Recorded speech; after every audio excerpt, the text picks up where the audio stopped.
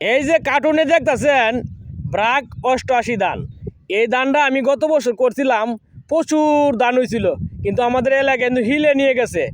কিন্তু নেওয়ার পরে দেও আমার মনও ছুট নাই, ধানটা করবার লাইন আমার মনটা খুব চায়, এই কারণে এই বছরও আনছি। এনে 15 কেজি ধান আতহরে নিয়ে আইছি।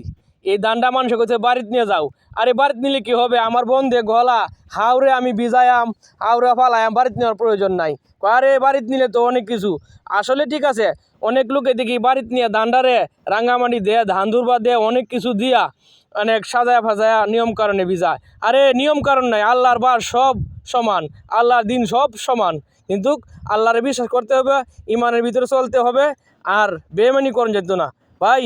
এনি বুঝেন, এই 14 কেজি 15 কেজি ধান আতহরি নিয়ে আইছি। এই ধানটা লাগাইলে ধান হবে নিম্নস্থলে 150 মন 200 মন। এই ধানটা কি আমার একা আনা সম্ভব?